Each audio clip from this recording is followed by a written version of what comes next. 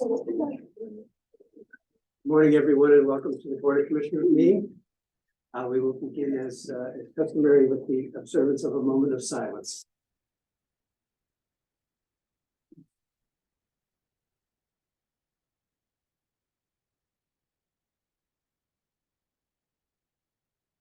Thank you. Please rise for the pledge to the flag. I pledge allegiance to the flag of the United States of America and to the republic for which it stands, one nation, under God, indivisible, with liberty and justice. Thank you. Any public comment as I look out in the gallery? No. Okay, thank you. Thanks for joining us. Then we'll go to the approval of the minutes of our July 20th meeting and the acknowledgement of our July 26th workshop. Motion to approve those minutes as submitted. Second. Moved and seconded with those minutes as presented. Any questions or comments or deletions or additions? Hearing none, all in favor, please indicate by saying aye. Aye. Opposed, same sign. So moved. Oh, this is new. Good Morning. Receipts in August the 1st and August the 2nd, $3,328,925.77.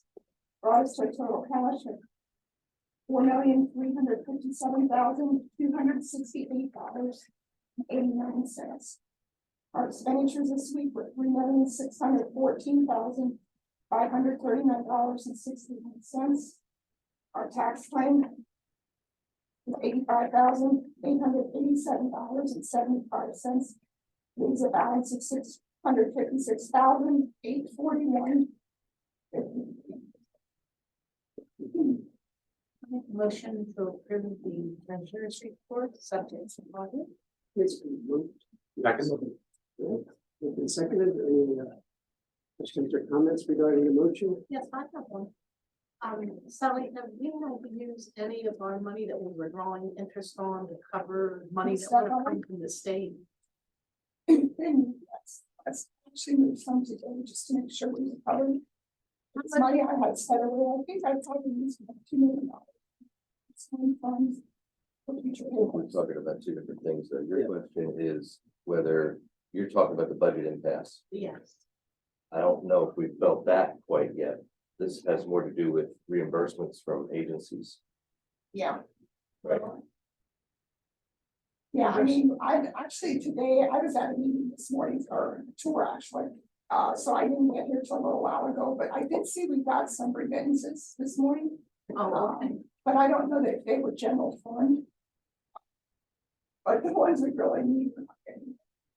okay, because I'd like to make the point, and I hope our legislature respects this, that when you invest the money, we're drawing what, around 5% interest with Pliget or whatever right now. And if we don't get paid by the state, we're not drawing that interest. That will impact our general fund for the following year. And while the state is not paying us, they are drawing probably 5% on their money. And it really upsets me that they don't have that budget, and the counties and the school districts and the municipalities are the ones who are the brunt of that inaction. I would like them to pass that budget, and I'm using this opportunity to state that I'm really, not happy that finally, after all this COVID stuff, we get to draw a little interest, and now we're not going to get it because the state's getting the money that should be coming to us. Well, I understand they're supposed to be there today to Right. sign it. Yeah. So hopefully that Seriously? Yeah, I the did not hear that. Senate's convening today. Okay, We're gonna sign it and send it to the building. good. happens. But he may veto what, can you, I'm. He's gonna redline the school voucher, School vouchers. but otherwise it'll be signed. Okay, well, that makes me feel better. I did not get to watch the news last night. Thank you. Anything else regarding the motion? All in favor of the motion, please indicate by saying aye. Thank you. Aye. Or same sign. So moved.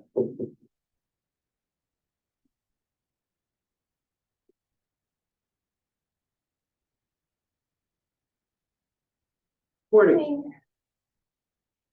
Introduce yourself and then you may proceed. Leanne Schnake, Deputy Director of Human Resources. Under resignations and terminations, I have Bailey Van Fleet Moran, casework supervisor 1, children and youth, resignation effective August 18th. Halen Bale, full-time correctional officer at the jail, termination effective July 18th with the last working day of July 12th. Hannah Harlock, full-time correctional officer at the jail, resignation effective July 24th with the last working day of July 21st. And Nikita Ward, EI caseworker 2 at MHID EI, resignation effective August 25th. A motion to approve those. Second. Okay, moved and seconded. Any questions? Hearing none, all in favor, please indicate by saying aye. Aye, opposed, same sign, so moved. Under leave of absence, I have Mason Lurch from the jail, is on an additional 3-day mandated leave of absence. At this point, it's 6 weeks total, or his return is still to be determined. Need a motion. So moved. Second. It's been moved and seconded that we approve that continued that leave. Any questions? Hearing none, all in favor, please indicate by saying aye. Aye, opposed, same sign, so moved. Changes the status, transfers and promotions. I have Carmela Friend, promotion within Area Agency on Aging from Aging Care Manager 1 trainee to Aging Care Manager 2 at the rate of $1,359.14 biweekly effective August 7th. Destiny Lehman, promotion within Children and Youth from caseworker 1 to child abuse investigator at the rate of $1,461.07 biweekly effective August 20th. Avera Gonzalez Dominich, change of status within clerk of courts. She is going from part-time court clerk to full-time general clerk seat at the rate of $907.68 biweekly effective August 7th. Tyler Griff, change of status within Department of Emergency Services from full-time telecommunicator to casual part-time telecommunicator at the rate of $19.12 per hour effective August 6th. Christine Heidel, promotion within MHID EI. She is going from ID Program Specialist 1 to ID Program Specialist 2 at the rate of $3,044.51 biweekly effective September 18th. And Amber Ringer, promotion within Renova Center from full-time program aide to team leader, the rate of $19.51 per hour effective August 7th. Make a motion to approve those changes. Second. It's been moved and seconded that we approve those transactions as presented. Any questions? If not, all in favor, please indicate by saying aye. Aye, opposed, same sign, so moved. Other transactions and Children and Youth would like to hire Christina Alvarez as a caseworker 1 at the rate of $1,239.52 biweekly effective August 7th. District Attorney's Office would like to hire Elizabeth Sensenig as a Secretary D at the rate of $970.76 biweekly effective August 8th. MHIDEI would like to hire Kelsey Saborn as a caseworker 1 at the rate of $1,239.52 biweekly effective August 28th. Prothonotary's office would like to hire Isaiah Torres as a part-time court clerk at the rate of $12.97 an hour effective August 7th. Renova Center would like to hire Morgana Bradley as a full-time residential service coordinator at the rate of $1,561.86 biweekly. That is effective August 21st. And the Sheriff's Office would like to hire Alexis Resto as a full-time deputy sheriff at the rate of $16.94 an hour effective August 14th. I'll make a motion to approve the other transactions as presented. Second.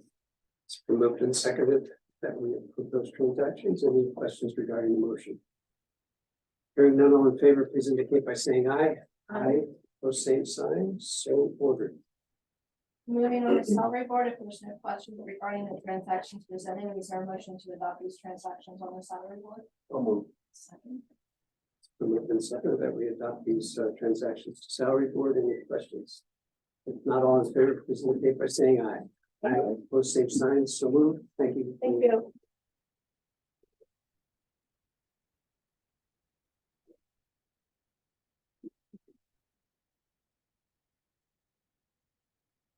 Morning. Morning. Danielle Emmerich, purchasing agent. I'm here to look to move forward with a paving project that we had, a resurfacing project for the county lots that we had placed out for bid. We had ran it through the newspaper and pinned it. We got 2 bids back. The winner of the bid that we would award it to would go to Square One Paving. They're from York County. They came in at $38,000. Did that come in later? I only had one, I thought. We should have 2. TLS and Yeah, we have TLS There's 2. paving and Square One. does that include lining? Yes, that After includes the lines in the parking lot as well.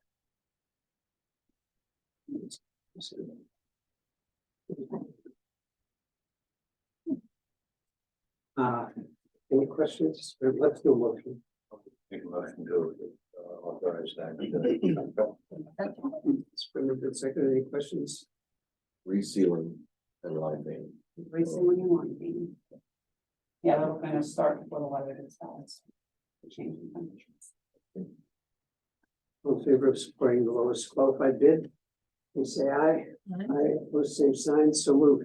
Thank you very much. Thank you. It's very succinct.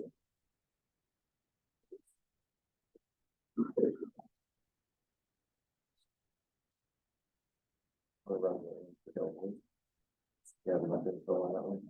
The I do. we did get a chance to ask you yesterday. Good morning. Good morning. I'd like to introduce yourselves and then you may proceed. Sure, Tina Litz, Warden at the Lebanon County Correctional Facility. I also have Rebecca Balsman, our fiscal tech, with me this morning. Good morning. We'd like to present the option of transitioning from writing checks to the incarcerated population being released to the community and transitioning to a debit card. The reason being is we've had some fraud issues with our banking account 2 times in the most recent. The bank is suggesting we go into a program where we have to like a check protection where it's going to cost the facility money. We found an alternative solution to that, which would be going with our ViaPath vendor that has their option to provide a debit card to the person being released instead of a check. It's the belief between the bank and discussions with other institutions that not providing the individual the check with the routing number and the banking information will reduce the fraud attempts for the account. By giving the individual that's being released into the community the debit card, then that kind of brings them and us to modern day times. Rebecca deals with a lot of people being released, and sometimes banks require an ID to cash a check that we would give them upon release. Sometimes that ID is not readily available. Sometimes they do not recognize a county correctional facility as a D as proper identification. Again, the card would cost the county no money, the facility no money. It would be a more efficient, effective way for Rebecca to do accounting. The individuals then would have the debit card. The relationship between the debit card would then be between the individual being released and Numi Financial. So for the first 30 days, there would be no fees if the individual is using, like they can take the money, take it to a bank or store. There would be no fees for them. After 30 days, there would be fees. And again, that would not be between the county and the facility and the individual. That would be between the individual and the community and Numi Financial. Question. I'm a little unclear that the release, is that a permanent release or just when they're out on? Yes, so in the packet, it does describe in the future, if we get to that point and evaluate that they could use it for work release, like maybe. That's what it is. Yeah, we're not at the work release section, like we would maybe look into that for maybe a phase 2 or phase 3. The initial phase, the quick phase is to fix the fraud that's going on right now with the current accounting. So it would be for a permanent release for an individual going into the community. We would still be doing the written checks if somebody's going from like one correctional institution to another correctional institution, or going from the correctional institution to a rehab or something of that nature, unless of course the correctional facility or the rehab would allow the debit card. Our goal is to reduce the amount of checks that we're writing to try and prevent the fraud that is occurring. I appreciate that, because I was thinking if they had a debit card, I don't know if they keep it on their body while they're in jail, if they could be shaken down like, you know, kids getting shaken down for lunch money. Yes. No, the facility doesn't allow them to have cards. That goes into their property. The work release section is allowed to have $70 a week on their person. But right now with the numbers, we don't have that going on. We don't have a lot of work release people and a lot of people in jail that can carry a lot of money. So Well, with that, clarification, I'll make a motion to, I think Sally has. I just have one sorry, I question. didn't- No, let's get the motion first. I'll make a motion to adopt the debit card for work release and offender, but not. The work release, the debit card would just be for released individuals. Okay, so I can cross off work release. Yeah, Yes, that's later, please. Yes. Okay, because that's listed on the Yes, sheet here. yeah, NUMI does the entire package. We're just looking to do phase one, which would be allowing a released individual to be given a debit card instead of a written check. Second. Okay, we have a motion, a second, and two questions. Ladies first. I have a question. When you do the checks when they're going to another facility, being released or to a rehab, does that get paid out to the facility or to the, No, it's still to the inmate thing. but it gets to the facility then, takes it to the facility then? Correctional facilities have a process where they take the check and then because it's on individual's name and they deposit into that individual's account. Jim? Well, on a follow up on that one, so if someone's going to another facility or outside, they're being released from us, but they're being transferred, then are we still doing the check then? Because it's to another facility.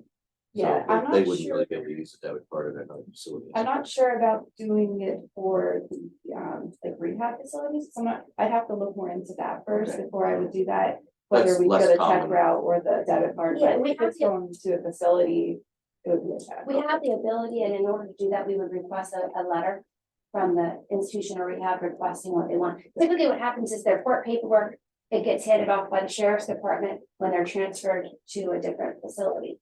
Yes. Or the rehab driver when they're going to a rehabilitation. So release to the street. Yeah. Debit card, Yes. okay. And So that's the way. So, just a simple scenario, somebody has $100 in their account, they're being released. You load the card. You'll have a means of loading the card from NUMI, hand the card to them. It seems as though NUMI makes their money if they make money after 30 days. If the card isn't spent, then any transaction after that will have a fee. So NUMI's hoping they keep the balance on it, right? Exactly. Okay, so, but once they leave and have the card, any issues is between them and the vendor. What is the average amount that you would be writing checks for that would end up on the card? It's generally not a lot of money, usually I would say $50 or less. But I do get the occasional one that's a couple of hundred, I've even had over $1,000 already. And do you happen to know what happens to a card that just goes stale, or is there a period of time and if it, say it's a year, and the money is unspent, does NUMI get the money, Treasury.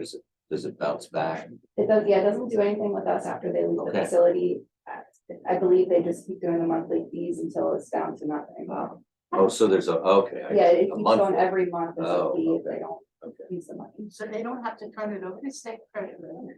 It's their money after they leave. That's only at the end of the day. And it's not after. An agency is no longer holding money. Yeah. So it wouldn't have to be. So we're, What's that? what's the word? That's cheated. Thank you. I couldn't Yeah. think of it. Because it's no longer their money, they don't have to worry about it. Anything else regarding the motion? Thank you. All in favor, please indicate by saying aye. Aye. Opposed, same sign, so moved. Thank you. Thank you. Thank you. Thank you. You're welcome.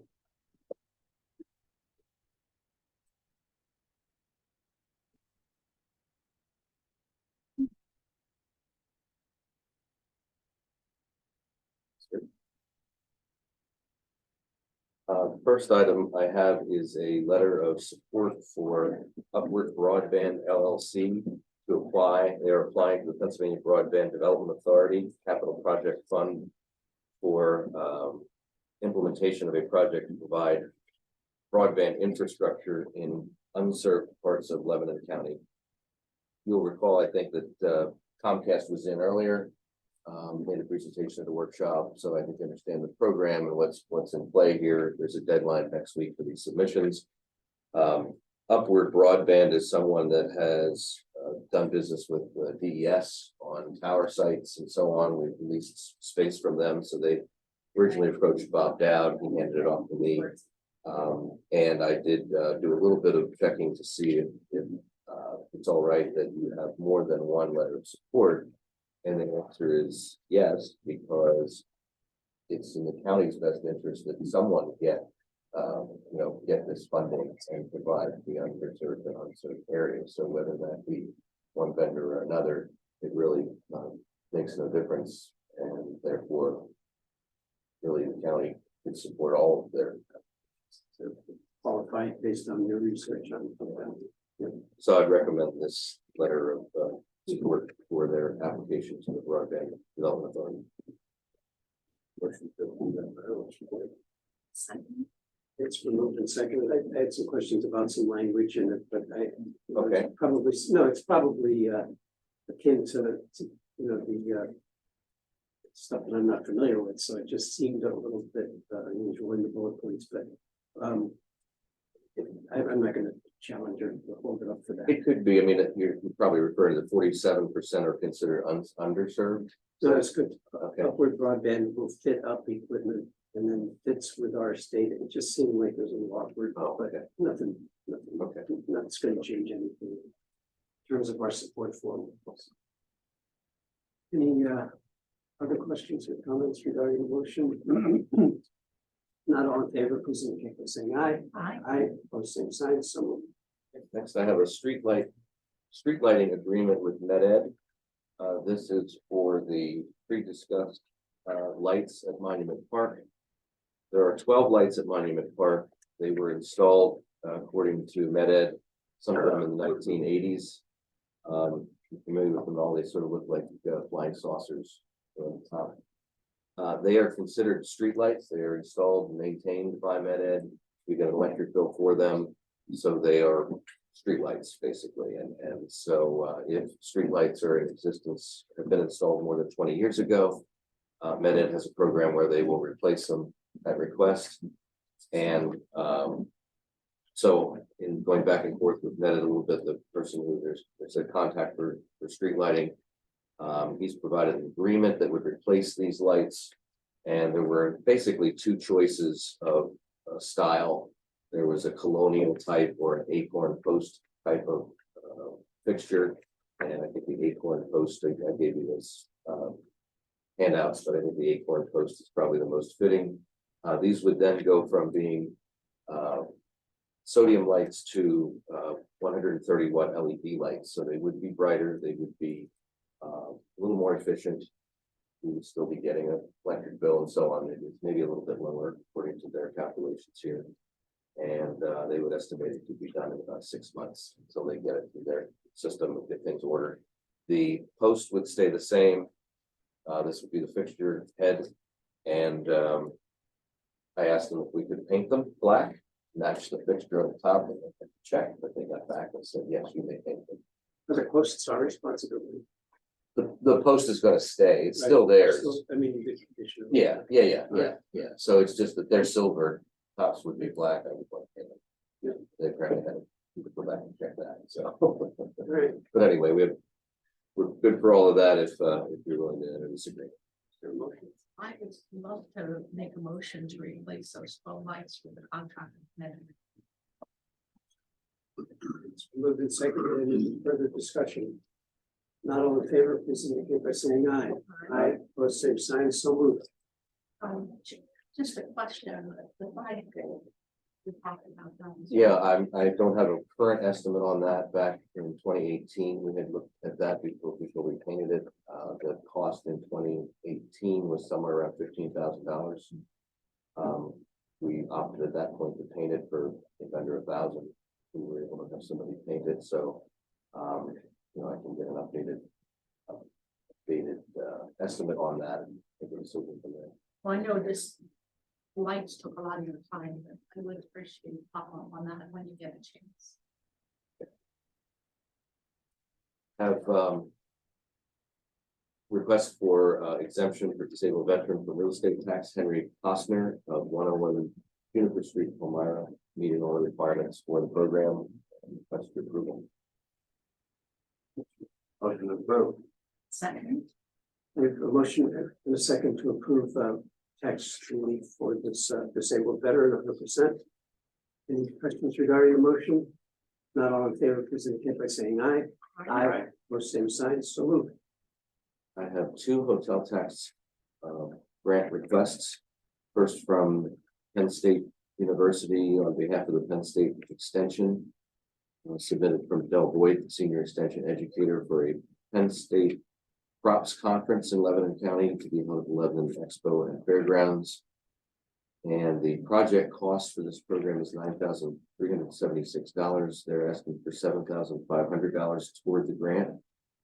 They hold this will be held on February 6th, 2024, from 9 to 3.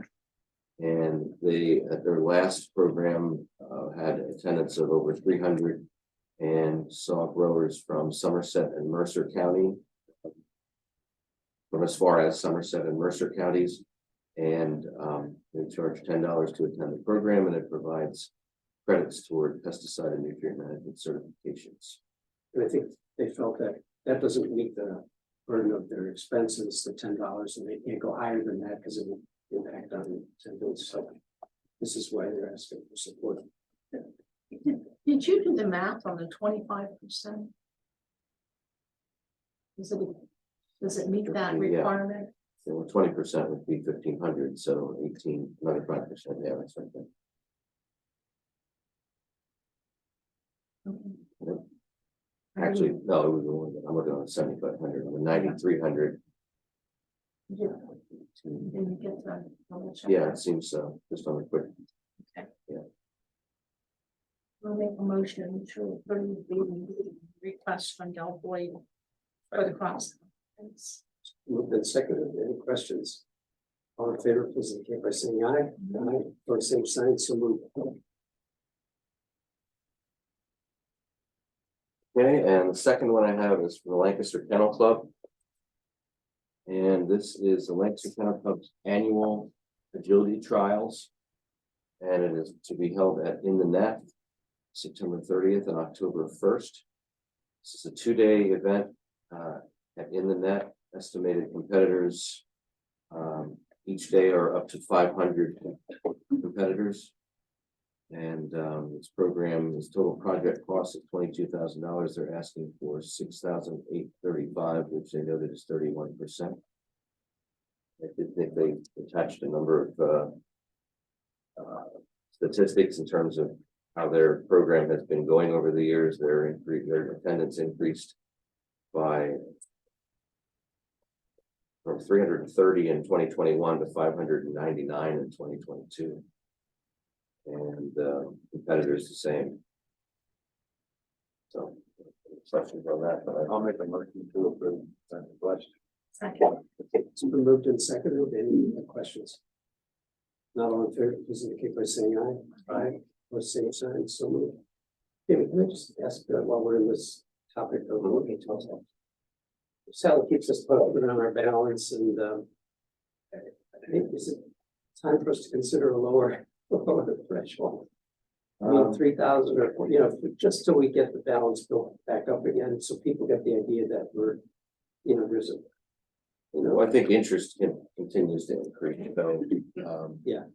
that too. also, but yeah, I think last I checked, we were down around 55,000. This would be, is that right? So We kind of keep track of it. She told me what's being, yeah, has been issued already. so this would be another, so I you'd mean, be down to yeah. about 40,000 maybe, plus whatever revenue came in. We get what goes in there actually is the 10% of our county share, whatever is paid to the EMO, we get 10% back. Maybe at some point we can look at the percentages allocated to different categories as well, but that'd be another day. But I just wanted to, hit the pause button here and say, hey, maybe we could bring it to people's attention a little stronger by having a smaller amount, I guess. Yes, I was thinking about this and I wondered if we could have a two-tiered amount for out-of-county applicants.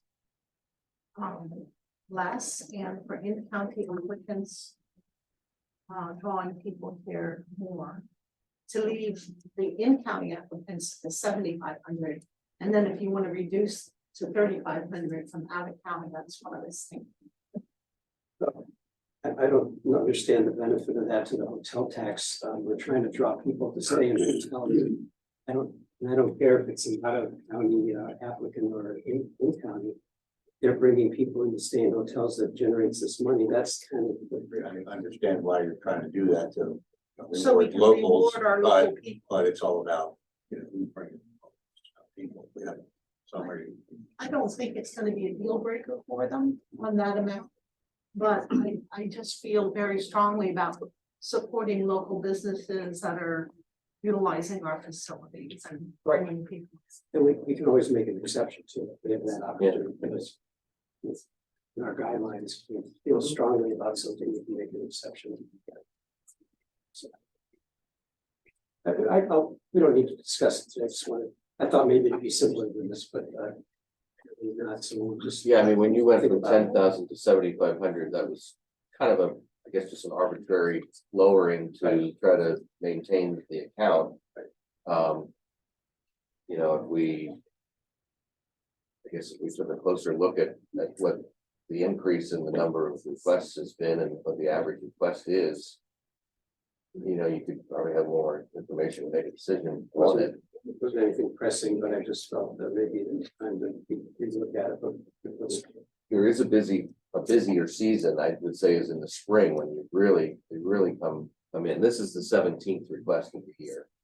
But they really come in pre-spring when everyone's planning their summer events, and that's when it really impacts the fund.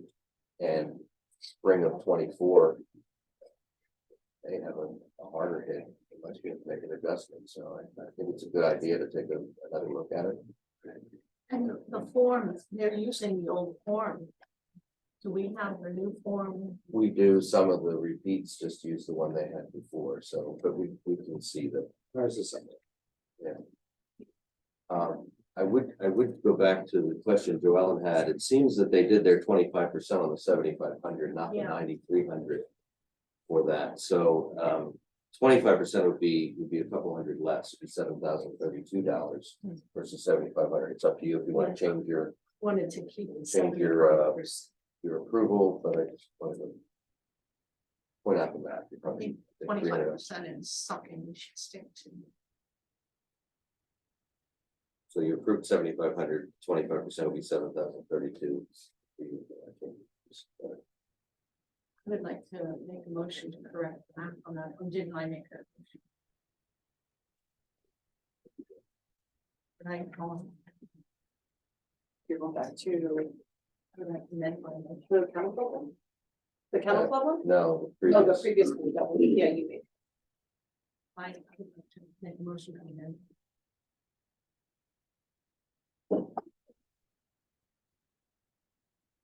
You talking about the event statement? Yeah. Yeah.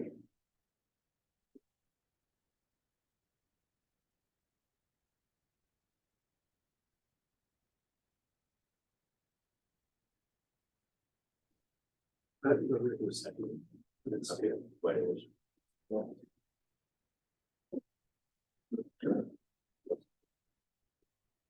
That's all I have. We have some executive session following this meeting.